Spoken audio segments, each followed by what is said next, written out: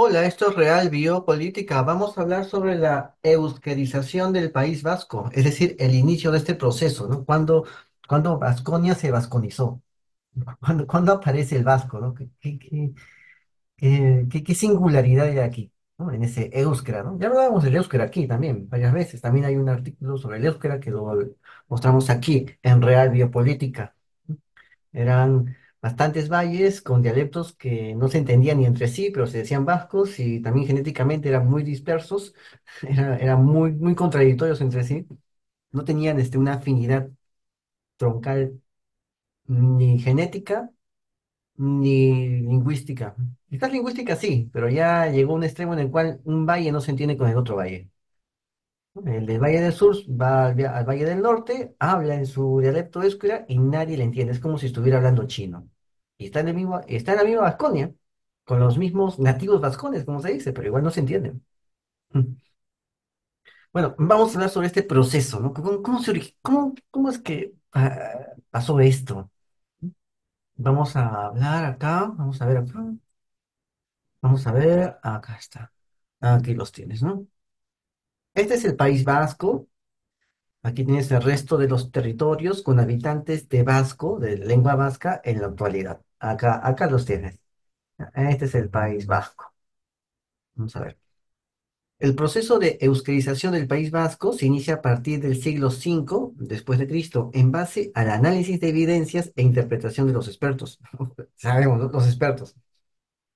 Sucede que gracias a los extraordinarios e importantes hallazgos arqueológicos en sitios como Aldayeta, que está en Álava, Basauri, Busada, está en Navarra, ¿no?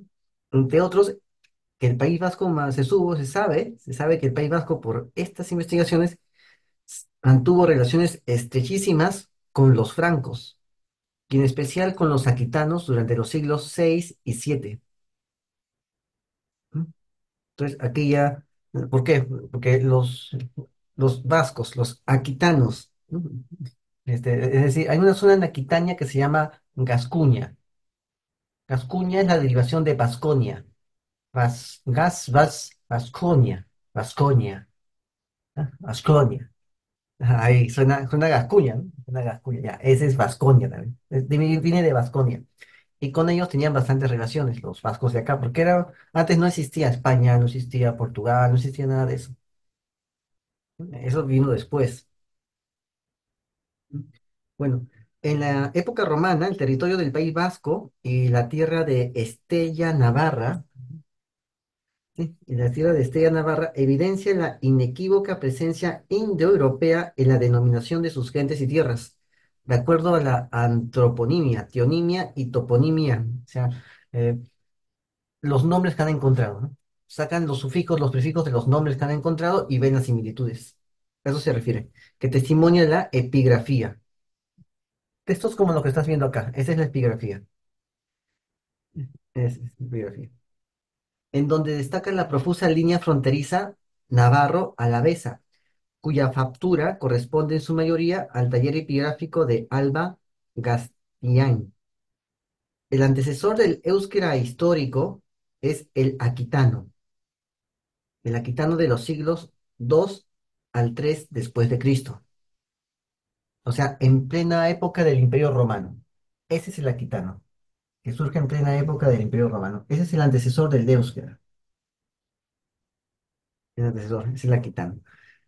Tiene la gran mayoría de testimonios en las inscripciones en latín del área de influencia Lugdunum Convenarum, que es la ciudad aquitano-romana que está en el suroeste de la Galia, hasta, en el suroeste de la Galia, que se llama Saint-Bertrand de Cominges, en el Alto Garona francés. Es lo que se llama la Gascuña. Ahí está, en la Gascuña. Ahí han encontrado el aquitano, ¿no? Que se llama aquitano. Aquitano es la Vasconia, como ya te lo he dicho.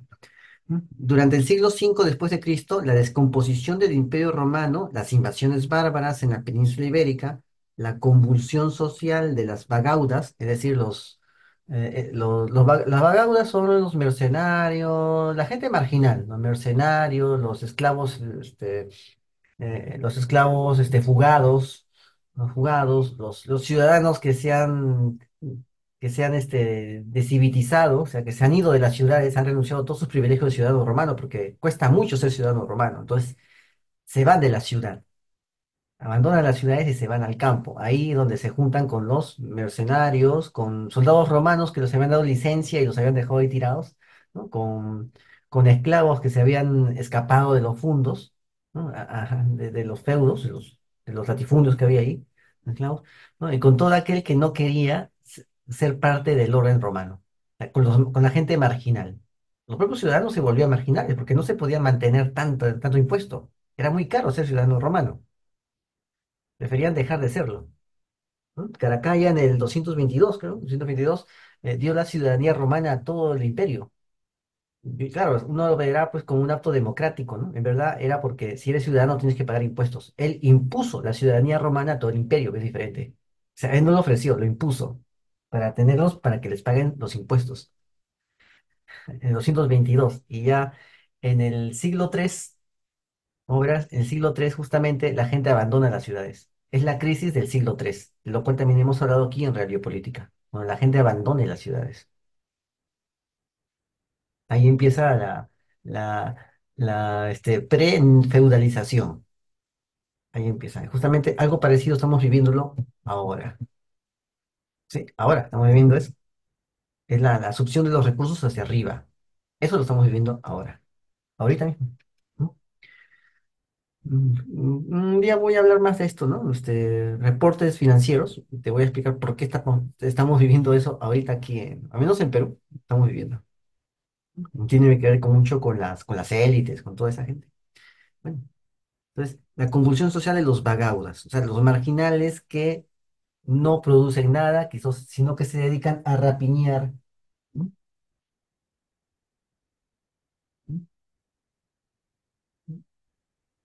A rapiñar, a, a todo eso, ¿no? A hacer rapiñas, a hacer mercenarios. O sea, esa es la gente que está ahí rondando, abandonada, en hordas, están rondando por toda esta zona del imperio, cuyas ciudades se han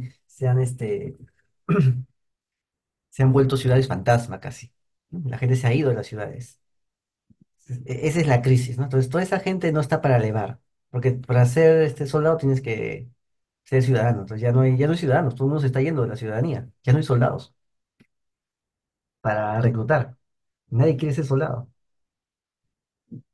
Ya, entonces, eso es lo que pasa. Esa es la convulsión social, la constitución del nuevo orden germánico, visigodo y franco. Crean condiciones históricas sobre las que se desencadena el inicio del proceso de la euskarización. Los pueblos prerromanos que habitaban el territorio del País Vasco hablarían lenguas indoeuropeas. Celtibérico lo hablaban los verones en el sur de Álava. Ahí está, en el sur de Álava. O sea, ah, en el sur de Álava. En el sur de Álava. Y ya, es la parte verde que estás viendo ahí, ¿ya? Es lo que está abajo del río Ebro, ya, ese es el sur de Álava. Sur de Álava, y variedades de lenguas preceltas con influencias célticas y celtibéricas. Los austrigones, que estaban al norte, ¿no? Caristios y bártulos, que integrados en el convento jurídico cluniensis, siguiendo a Plinio el joven, no el viejo creo que es, compartirían afinidad etnocultural cantábrica, ¿no? Esas son los cántabros, que se llaman los cántabros. Eh, a ver, vamos a seguir viendo acá. La franja de Navarra, Álava, La Rioja, Soria, Burgos y Palencia. Ojo, Navarra, Álava. Vamos a ver acá. Navarra, Álava, Soria, Burgos y Valencia. Acá. Ese es el reino, ¿no? Acá está la Vasconia. Esa franja concentra la gran mayoría de inscripciones romanas con el antropónimo Cantaber. Mm, Ahí está, ahí está. Ahí está, Cantaber. Ahí está, ahí lo es. En la parte inferior izquierda. Allí, esa línea inferior izquierda es la que dice Cantaber. Ahí, ahí conservan mucho de eso. Hay muchas inscripciones así que dicen Cantaber. Alaba, la que más inscripciones tiene con tres, contrasta dos a dos, Iruña de Oca una, Iruña de Oca tiene una, Álava tiene dos, a la que habría que sumar la fronteriza navarra Gastiain, también con jinete de a caballo, como la de Iruña de Oca, Iruña de Oca. O sea, ahí han encontrado estas inscripciones que dicen cántabro, cántaber, cántaber, que significaría pues cántabro. La concentración de inscripciones en esta franja parece seguir el área de influencia del curso occidental del río Ebro. Ahí está, del río Ebro. O sea, seguían por esa zona. Y el itinerario de Antonino de la Vía Aquitana, que va desde Alba a Carrión de los Condes, ¿no? Los Condes de Carrión, que aparecen en el Miocid, ¿no? Ahí está. Área netamente celtibérica, céltica, coherente con la antroponimia y toponimia de las inscripciones de época romana. ¿No? De época romana. Bueno, bueno, prosigamos. Los cántaber de las lápidas sillares, que están acá, estas son lápidas sillares, los cántaber de las zonas de Contrasta y Gastiain, así como la inscripción de Iruña de Oca, tendrían relación con el orónimo Sierra de Cantabria en Álava. O sea, los nombres que derivan de montes, de cordilleras. Eso es. Sierra de Cantabria en Álava. Y eso es orónimo. Y Monte Cantabria y Ciudad de Cantabria en La Rioja. Los nombres serán en base a Cantabria, ¿no? La Sierra de Cantabria, la Ciudad de Cantabria, el Monte de Cantabria. Ahí han encontrado esas alusiones a ese nombre. Otros antropónimos de estas inscripciones fronterizas navarro-alavesas relacionados con orónimos en sintonía con cántaber serían ambatus, o sea, como el monte Amboto, ¿no? Monte Amboto. Tuyonio, la sierra de Toloño. También Bailibio, que es el monte Bilibio, ¿no? Son orónimos, son divinidades y antropónimos de inequívoca raigambre indoeuropea, que al igual que Cantaber, también reproducen réplicas de diversa variedad toponímica en la misma franja territorial de afinidad etnocultural. Ahí está. Menéndez Pidal, recomiendo sus libros de Menéndez Pidal, sobre todo las gramáticas, ¿ya? Consideraba probable que el siglo V hubiera una demarcación militar romana, denominada Cantabria, que se ubicaría entre los Astures, la tierra de Campos, La Rioja y el mar Cantábrico. Esa zona es la tierra de Cantabria.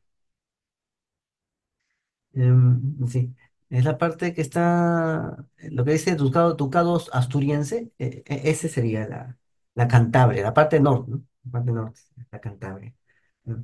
El Ebro, navegable en época romana desde el puerto de la ciudad de Cantabria, o sea, la ciudad de Cantabria tiene por nombre actual Varella, ¿no? Varella, y una de las vías fluviales más importantes en la península, vertebraba la Cantabria tardoantigua de tal modo que habría que quedar asociado como propio río homónimo de Cantabria a su paso por Navarra. Al pie de los Pirineos, en los puertos de la susodicha Galia, donde tiene sus fuentes el río Aragus, que recorre Seburi y Pamplona y se arroja en el río Cántabro. El río Cántabro es el nombre del Ebro. Ahí está. En el siglo IX ya escribían así. En el siglo IX, esta epístola del obispo Sindo de Pamplona hablaba del río Cántabro cuando se refería al Ebro. De- eso lo dice, ¿no? Al pie de los Pirineos. Aquí. Entonces, en base a estas fuentes altomedievales, hay consenso de que Cantabria tardoantigua, tardoantigua, o sea, antes de llegar a la Edad Media, o sea, la Cantabria de finales del Imperio Romano, abarcaría un amplio territorio al este de Cantabria prerromana, ahí está, al este de Cantabria prerromana, en torno al Ebro, que es lo que estás viendo acá en el mapa, hasta tierras navarras y el mar Cantábrico, como límite septentrional, y por lo tanto, en el que se encontraría incluido el territorio del País Vasco. El mar Cantábrico. Debe ser la parte del mar Mediterráneo donde desemboca o no, perdón, sería la parte norte, el mar Cantábrico, sí, la parte norte de España. Ese es el mar Cantábrico. Esa zona en verde. Desde la perspectiva de los visigodos de Toledo, la fuente refiere a este ámbito también como Ducado de Cantabria. Esta zona se llamaba, para los visigodos, era Ducado de Cantabria.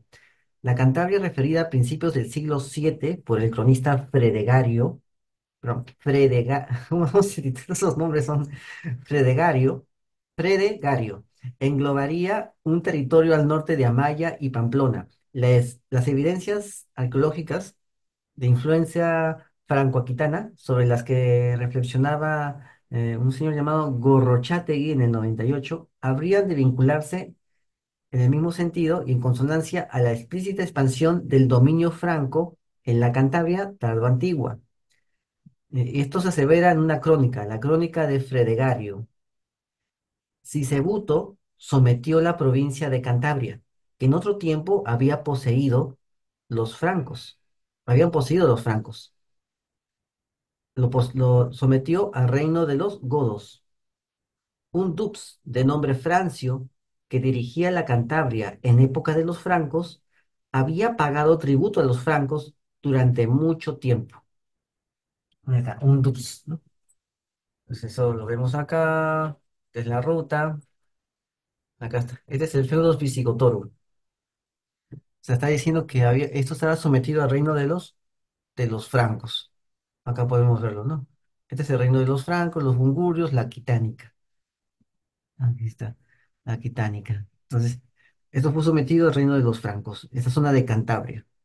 Ahí ves la Cantabria y la Vasconia, ¿no? O sea, ellos sometían a este reino y los visigodos estaban aquí. Solamente que los visigodos tenían esa franja de tierra que estás viendo ahí, en forma de lonja diagonal. Entonces llegó un momento en el cual estos visigodos de Tolosa, de Toulouse, que lo ves aquí en el mapa, deciden conquistar la parte sur, ¿no? Pero lo hacen por obligación, porque fueron expulsados de la Galia. Así. Paralelamente, la epístola Sisebuti, la carta de Sisebuto, que es un rey godo, carta escrita por el propio rey Sisebuto a San Isidoro de Sevilla, narra el ataque por mar contra vascones y cántabros. Ahí están los vascones y los cántabros, uno al costado del otro. Eso fue en el año 613, en la que el rey visigodo se habría embarcado para combatirlos. De todo esto cabría deducir que el dominio franco en la Cantabria, que refiere Fredegario, habría de haberse establecido en algún período del siglo VI, y que esos cántabros y vascones a los que combate Sisebuto se encontrarían liberados del dominio franco antes de combatir a Sisebuto, y probablemente antes de haberse enfrentado a Leovigildo. A la vista de que los reyes visigodos, desde Leovigildo a Rodrigo, guerreaban reiteradamente contra denominados vascones en el área de la Cantabria, tardo-antigua, se puede concluir que siempre habría vascones liberados del dominio visigodo. Nunca dominarían a los neovascones en el territorio del País Vasco. Los pírricos vestigios visigodos en el País Vasco también parecen atestiguarlo. La zona se mantuvo independiente de todos ellos. Se mantuvo independiente. No se sabe con certeza absoluta todos los motivos y sucesos que desencadenarían que en el territorio del País Vasco, netamente indoeuropeo en época romana, celtibérico al sur y precelta céltico celtibérico de afinidad etnocultural cantábrica, integrado en este convento, el convento de Clunes, de Cluniensis, y posteriormente en la Cantabria tardoantigua, en esa Cantabria que está ahí. Se transformaría en ámbito de la lengua vasca que sucede al aquitano de los siglos I al III. Ahí está. El aquitano sucedido por esa lengua, por ese euskera. Sucede, el aquitano. El aquitano es el antecesor. Ahí está. Bueno, al mismo tiempo, habría que resistir excepcionalmente al dominio del reino visigodo de Toledo hasta su final, emergiendo en la Alta Edad Media como parte de una nueva identidad etnocultural, expandida en el oriente de la Cantabria tardoantigua y en ambos lados del Pirineo de Navarra y Gascuña. Las fuentes merovingias la nombrarán Huasconia, Huasconia, eh, por primera vez en la historia, y con posterioridad las fuentes visigodas Vasconia. La transformación del territorio del País Vasco como parte de la Nueva Vasconia alto medieval se inicia a partir del cambio copernicano que supone el fin del Imperio Romano de Occidente, los denominados años oscuros, periodos de grandes migraciones, emergencia hegemónica entre los reinos germánicos que se posicionaron aquí. La Nueva Vasconia surge entre la presión del reino franco y el reino visigodo de Toledo, en el margen occidental donde limitan ambos reinos. Allí es una especie de, de pueblos tapón. Es un país tapón. Ahí está. Ahí está, que recibe las fricciones tanto de los visigodos como de los francos. Sí. Es un país, así se llama, los tipos actuales le dicen estado tapón. Entonces, eso fue su papel. Durante el convulso siglo V se suceden inusitados acontecimientos que transformarían el devenir del ámbito del País Vasco. Suevos, vándalos y alanos invaden la península. ¿Ya? Suevos, vándalos, alanos invaden la península. Como lo estás viendo aquí en este mapa, a través del itinerario de Antonino de la Vía Aquitana. Aquí está. Este es el itinerario antonino de la Vía Aquitana. Por aquí van e invaden. ¿Vale? A través de esta vía, o sea, los mismos caminos que los romanos habían construido, a través de esos mismos caminos se da la invasión. Se da la invasión. Dejando tras de sí violencia y destrucción. Esta calzada romana de primer orden de importancia se convierte eh, en la vía del agua del orden del imperio en Hispania y particularmente caudalosa, se desborda en la región. Sin el control efectivo permanente de las fuerzas armadas del imperio, y como está situado en un nudo estratégico de los acontecimientos, sufre el paso inexorable de múltiples operaciones de invasión, guerra y devastación, de todo tipo. Los huevos, a ver, ¿dónde están los huevos? Ahí está, esos son los huevos. Los huevos, asentados en el noroeste peninsular, utilizan esta calzada en sus reiteradas incursiones de depredación en la Tarraconensis, ensanchando sus dominios en el este hasta Iruña, Velella. Las bagaudas con tintes de guerra civil en Vasconia enfrentarían a partidarios del establishment del Imperio Romano contra opositores a este. O sea, cada vez que aparecía un usurpador, esas bagaudas, que eran hordas de personas que estaban allí de todo tipo, ya lo expliqué, de todo tipo, se sumaban al nuevo usurpador. Se sumaban a un bando, ¿no? Por lo general al bando del usurpador. Y así se ganaban la vida. Y por eso siempre había usurpadores que aparecían aquí y por allá, porque había un montón de gente así, un montón de gente marginal que se prestaba fácilmente. Eso. El rey suevo Reciario, aliado con los visigodos, devasta las Vasconias aliadas del imperio. Y años después, en alianza con los bagaudas, saquea el Valle del Ebro. Los visigodos, asentados en la Aquitania, penetran en Hispania como federados del imperio y acaban con las bagaudas, particularmente significadas en Vasconia. Les acaban con ellos. Años después, vuelven a penetrar desde Aquitania con tropas de burgundios como federados del imperio para derrotar en batalla a los suevos. El ejército visigodo de Eurico, el rey de Aquitania, coincidiendo con la disolución del imperio y desentendido de compromisos romanos, toma Pamplona y toma Zaragoza. A Zaragoza. Toma Pamplona y toma Zaragoza. Y se anexiona grandes extensiones de Hispania. El reino visigodo se convierte en la primera potencia post-imperio.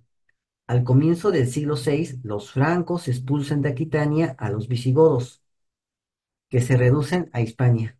A partir de entonces se constituye un nuevo orden que establece la frontera entre francos y visigodos durante los siglos VI al VII, donde emerge la nueva Vasconia de límites tan inciertos y variables como reales y prácticos, aprovechando los márgenes fronterizos occidentales favorecidos por la orografía y el límite costero. ¿Mm? Por eso puedes ver en este mapa que en la divisora de aguas es cuando empieza Vasconia y cuando empieza Cantabria. Justamente en esa divisora de aguas. Ahí empieza, ahí es la frontera, la divisora de aguas. Ese es el límite. O sea, el límite es todo lo que puedes ver desde un lado del valle. Todo lo que puedes ver, eso es tuyo. Lo que está atrás es del otro. Sí. O sea, la divisora de aguas es eso, es lo que tú puedes ver desde ese lado. Esa es la divisora de aguas. Y ese es el límite.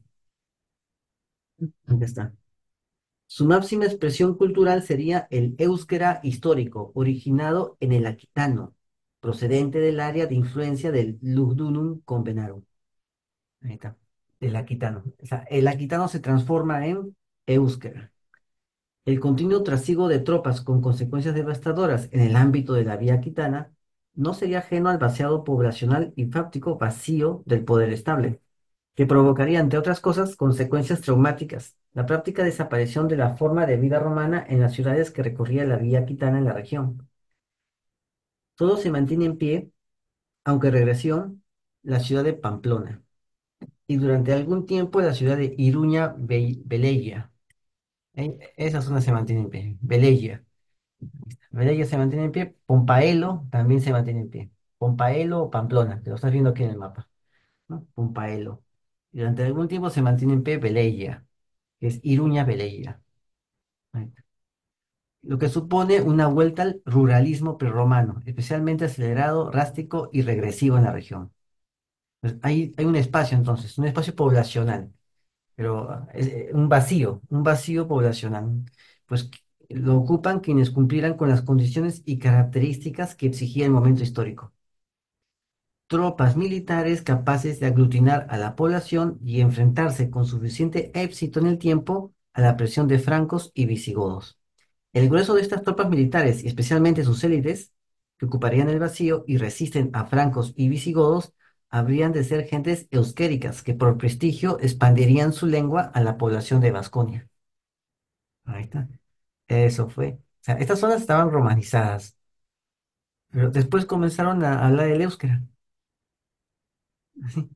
¿Por qué? Porque frente a la presión de los francos y de los visigodos, lo único que quedaba era confiar en las soldadescas locales. Y esas soldadescas locales hablaban el éuskera, ¿no?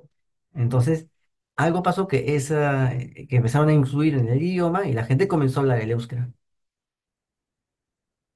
Las tropas guerreras eucaldunes que se expandirían en el territorio del País Vasco habrían de tener su origen en los rusticani, ¿no? Los rusticani, que refieren las fuentes, tropas locales fieles del emperador, cuya misión durante el imperio habría sido el control de los pasos pirenaicos occidentales y posiblemente de la vía aquitana en su trayecto en la región. Eran como los guardianes de esta zona, de este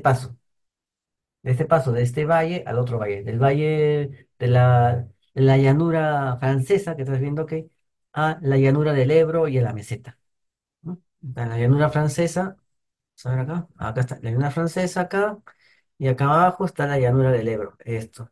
Y cruzando la llanura del Ebro, estas montañas de acá, cruzando, está la meseta. Ya, ese es el paso.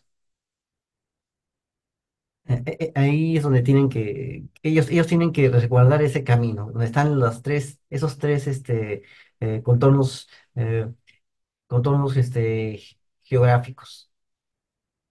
Y esos son los rusticani, ¿no? Tropas imperiales que resguardaban el paso. Y esos serán las tropas guerreras que hablaban euskera. Mira, las tropas imperiales de aquí no hablaban el latín, hablaban euskera. Euskera. Entonces ellos comenzaron a aglutinar a la población y la gente comenzó a hablar su idioma de ellos. Durante el desordenado siglo V, la presión sobre la embrionaria Nueva Vasconia habría de ser visigoda, desde su asentamiento en Aquitania como gendarmes del orden romano en descomposición para acabar las vagauras significadamente vasconas, para acabar con esas vagauras que eran vasconas. Entonces, eso fue lo que pasó acá. Vamos a ver acá. Ah, aquí está. Esos son los vascones. O sea, eran tropas imperiales que se habían quedado ahí en esa isla cuando todo el mundo comenzó a rapiñar el imperio. Ellos se quedaron ahí, rodeados de todo eso, ¿no? Es como la República Galorromana, ¿no? De Soissons.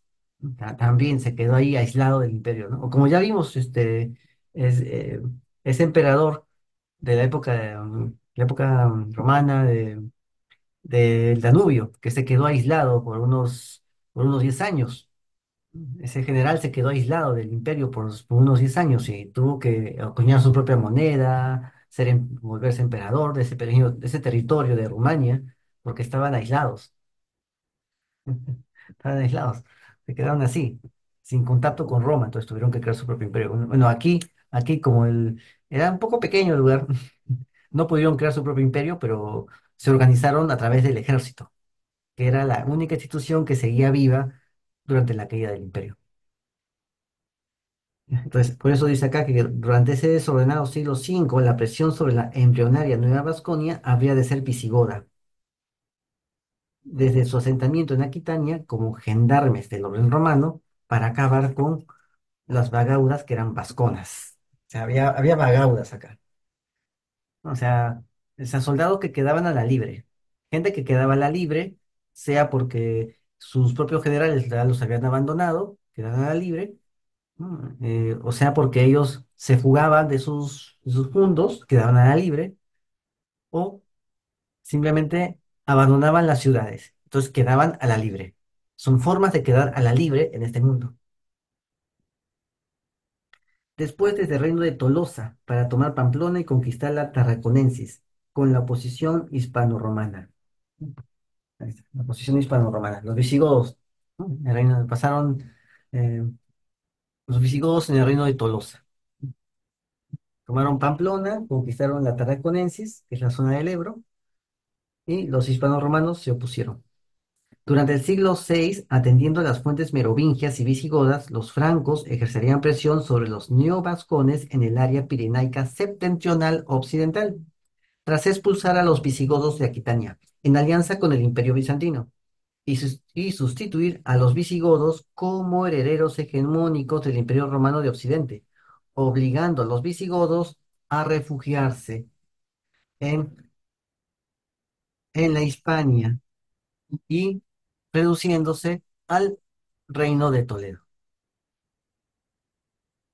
Según la crónica de Fredegario, Fredegario, en algún periodo del siglo VI anterior al reinado de Leovigildo, la presión franca rebasó los Pirineos y penetró en la Cantabria tardoantigua, anexionándola a sus dominios. De otro lado, los visigodos, a partir de Leovigildo, presionan el área en Pamplona, dominando la ciudad, y contienen disculpen, a los neovascones en el área del sur pirenaico y del País Vasco. Todo ello habría de empujar a la expansión del éuskera en el área sudoccidental de Vasconia. Allí. Vamos a verlo acá. Esa presión franca rebasa los Pirineos y llega hasta Cantabria. Aquí está. Por eso los visigodos encuentran un duque cántabro en esa zona que pagaba tributo y obediencia, rendía obediencia al rey Franco. Lo encuentran ahí. Que los visigodos solamente, en ese tiempo eran solamente una franjita así, la franjita roja diagonal que ves acá, ¿no? Así. Entonces, esa fue la presión franca. Los visigodos, después de Leovigildo, llegan hasta Pamplona, presionan al Ebro, van hasta el Ebro, ¿no? Y continúan a los neovascones en el área sur pirenaica. Ya está. Llegan acá hasta Pamplona y los neovascones van hasta el área sur de los Pirineos. Luego los contienen ahí. Y del País Vasco. Entonces, el euskera va hasta el área sur occidental de Vasconia, donde es ahora. Ese es el euskera. En el siglo VI se mantiene la presión del siglo VII se mantiene la presión del siglo VI, pero sin que los francos penetren en la región. Serán los visigodos, fortalecidos por Leovigildo, quienes ejercerían la presión en el lado sur de los Pirineos. En este estado de cosas, el tradicional papel de los rusticani, es decir, esta soldadesca romana que quedó a la libre cuando cae el imperio, chocaría con el nuevo orden visigodo a ambos lados de los Pirineos y desaparecería inevitablemente su misión en la nueva frontera pirenaica, que separaría francos de visigodos. O sea, ahí está. O sea, la gente de los éuskeras estaban en todos los Pirineos. ¿No? Estaban en todos los Pirineos, pero llega un momento en el cual los visigodos entran en España y empujan a los francos hacia el oeste. ¿No? Porque todo eso, todos los Pirineos era vasco, pero empujan a los vascos hacia el oeste, a los rusticanes, ¿no? Y los rusticanes eran los que aglomeraban a la gente, entonces los empujan ahí. Entonces, esa parte de la frontera termina siendo franco-española. Y la otra parte de la frontera, no. Ahí aparecen, ahí los vascos resisten. ¿No? Acá está. ¿No? Porque los rusticani tenían su misión, tenían la misión de defender la frontera de los Pirineos. Pero ya llega un momento en el cual esa frontera ya se vuelve franco-visigoda acá. Ya, entonces ya no pueden defender esa frontera. Ya. Los francos toman posición del norte y los visigodos del sur. ¿No? Y ellos solamente quedan relegados a esa manchita verde que ves. Los neovascones resistirán y como eje nuclear de la resistencia, los rusticani habrían de emerger en forma de élite guerrera, posicionados al frente de la vanguardia que impulsaría el nacimiento de la Nueva Vasconia, a ambos lados de los Pirineos.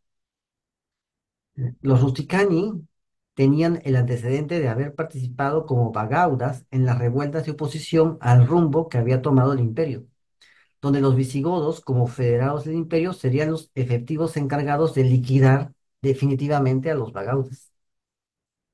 La incursión franca en Zaragoza en el año 541, ¿ah? En el año 541, sería el detonante de la expansión de la frontera franco-aquitana, de la influencia franco-aquitana. Acá lo ves, ahí está, la influencia franco-aquitana. Ya. Es posible que hubiera un buen entendimiento entre vascones y francos, e incluso que vascones se enrolasen en las huestes francas, atraídos por el olor a botín. O sea, que te expliqué que eran vagaudas, tenías que pagarles. Este hecho pudo haber tenido diversas implicaciones en el interior de la región, más allá del puramente material. El contacto con los soldados del norte de los Pirineos debió favorecer el conocimiento y la adopción por parte de los indígenas de las costumbres y los rituales asociados al poder militar franco, como el ritual funerario difundido en la Vasconia. O sea, se entendía más con los francos que con los visigodos de Hispania. Más se tenía con los francos, los vascones. Los cántabros, los vascones eran más estaban, más confianza tenían con ellos. ¿No? Entonces, ¿qué sucedía acá? Los francos tuvieron problemas en la retirada de la incursión de Zaragoza al llegar a los pasos pirenaicos. Pero llegó un momento en el cual los francos ya se volvieron muy invasivos. Pues ahí los vascones ponen un alto. Según la versión de San Isidoro, porque los visigodos cerraron los accesos pirenaicos a la Galia. ¿M? Aquí está, a la Galia. Y después, a cambio de dinero, permitieron pasar los Pirineos a los 5 monarcas y su séquito, pero masacraron la retaguardia. Uf, acá está. O sea, los francos tuvieron problemas en la retirada de la incursión a Zaragoza, o sea, retirándose de ahí. ¿No? Entonces, acá dice esto, ¿no? Los visigodos cerraron los accesos pirenaicos a la Galia. O sea, cerraron toda la montaña.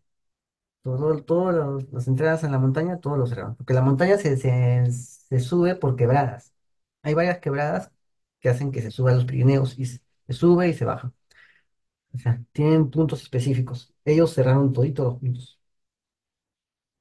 Y después los visigodos, a cambio de plata, permitieron pasar los Pirineos a los 5 monarcas, a los 5 monarcas y su séquito, dice, pero masacraron la retaguardia. O sea, había 5 reyes entre los francos. Recuerda que los francos estaban eran muy divididos, o sea, eran varios reinos. El rey moría, dejaba su reino los partía entre tres. Y ese lo partía, el otro moría y lo partía entre dos, ¿no? O sea, son varios reyes francos. Neustria, Austrasia, eh, Aquitania, ¿no? Así, hay varios reinos francos, pero son de la misma dinastía merovingia. Por eso habla de los 5 reyes, ¿no? Pero masacró a la retaguardia. O sea, dejó que los 5 reyes pasen regresen otra vez a Francia, ¿no? A Franconia, ¿no? Cruzando los Pirineos, pero a cambio de dinero, pero masacró a su ejército que se quedó atrás, al ejército que estaba en la cola. A ese lo masacraron. Hubo enfrentamientos entre francos y vascones al intentar los monarcas merovingios forzar los pasos pirenaicos navarros sin éxito. Estas dos versiones coinciden en lo principal. La retirada franca tuvo problemas para pasar los Pirineos. Las dos son creíbles y pueden ser complementarias, puesto que finalmente los francos pudieron pasar los Pirineos, aunque supuestamente los vascones le hubieran impedido el paso de vuelta por Pamplona. Por Pamplona. Sí. Por el mismo camino de ida, después de haber saqueado todo a su paso, lo que debió de incomodar a los rústicos, los rusticonis del lugar, y estos obligarían a los francos a ceder por otro sitio. El que masacraran a la retaguardia franca recuerda a la futura, a la posterior batalla de Roncesvalles, aunque en este caso San Isidoro afirma que la masacre fuera a manos de los visigodos. No vemos a San Isidoro muchos años después de los hechos, reconociendo el hipotético papel de los vascones con lo poco que les apreciaba. En el año 541, la situación de los visigodos en Hispania era inestable y era débil. De hecho, los ostrogodos dirigen las acciones para el control discutido y parcial de Hispania, mientras los visigodos se desangran en crisis de sucesión permanente tras las sucesivas derrotas en la Galia a manos de los francos. Es probable que la incursión a Zaragoza fuera promovida por Justiniano, que había sellado años antes una alianza con los merovingios de Francia y conocía de primera mano la debilidad visigoda, lo que querría aprovechar en su plan de anexionar Hispania al neoimperio, ¿no? Al imperio que quiere reconstruir. Ahí están los bizantinos. Justinianos son los bizantinos, los que están en naranja aquí en el mapa. No es descartable que vascones y visigodos pudieran ser aliados puntuales en esta incursión de los francos. En ese momento, las fuerzas visigodas no podían ser el enemigo que años antes fueran para la supervivencia neovascona. Ya estaban muy debilitados. Como ya estaban así, los vascones normal no los veían como un peligro porque no eran muy poderosos. No lo eran. Como no eran muy poderosos, no eran un peligro. Entonces podían aliarse con ellos, sin riesgo de ser subordinados a ellos. Bueno, a partir de Leovigildo, por el contrario, los francos sí se suponían una fuerte amenaza para la supervivencia de la Nueva Vasconia. Es más, el papado había apoyado a los francos, estaba apoyándolos, el mismo papado. O sea, en el proyecto papal, los francos eran los favoritos, en el proyecto papal. ¿Sí? Y por eso el proyecto papal eh, organizó el golpe de Estado contra los merovingios. Porque fue un golpe de Estado, no tenía ninguna legitimidad. Lo que hizo el Papa simplemente fue aceptar los hechos consumados y seguir nomás. Podía haber ordenado que una guerra contra los francos y que se restituya a los últimos merovingios y que se restablezca la dinastía merovingia, pero no lo quiso hacer, porque ya estaba en conversaciones con los carolingios. Entonces, dicho de otro modo, parece lógico que el comienzo de la fase expansiva del Éuskera en el País Vasco se produjera antes del 541, bajo la presión de los francos tras expulsar a los visigodos del reino de Tolosa y dominar la Cantabria tardo-antigua. Incluso puede que el inicio de la fase expansiva se produjera con anterioridad, bajo la presión visigoda desde Aquitania, durante los vacíos de poder en el caótico siglo V y la quiebra del medio de vida de los hasta entonces fieles rusticani. ¿No? O sea, ya sabemos, son los rusticani, son esta soldadesca que quedó a la libre una vez que el imperio cae. Esta soldadesca era muy particular, tenía un idioma un idioma proveniente del aquitano. ¿No? Es un idioma proveniente del aquitano, que el aquitano es un idioma romance, ¿no? Es un idioma romance. Es así. Ellos tenían una variante de todo ese idioma románico, el aquitano. Y con ellos, el aquitano pasa a un siguiente nivel que es el éuskera, hasta el día de hoy. Y ese éuskera ya está partido en infinidad de dialectos, los cuales ya ni uno se entiende con otro. Ya está en ese estadio. Y se encuentra ahí. Lo que sigue simplemente es iniciar una renovación, o sea, integrarse a España. Eso es lo que sigue, a no ser que España ahora se vuelva a desintegrar. ¿Ya? Pero esos son los principales. El núcleo de todo esto son esos grupos llamados los rusticanis, ¿no? Tomados como bagaudas, ¿no? Jefes militares de esa zona. Esos son los que manejan y eran los que portaban ese idioma, ese dialecto particular. De ahí viene el éuskera, de soldados romanos que quedaron a la libre. ¿Ya? No es no, no, no, no es otra cosa, simplemente es eso.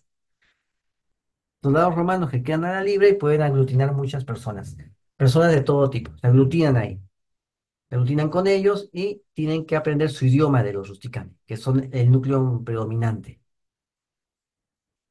Y de ahí viene el éuskera, la vasconización. La balcanización del País Vasco. Así es como se origina, señores. Bueno, creo que con esto sería suficiente, ¿no? Así que ya sabes, suscríbete, comenta, comparte, hazlo viral y no te olvides. Mm, la verdad está a la vista. Saludos.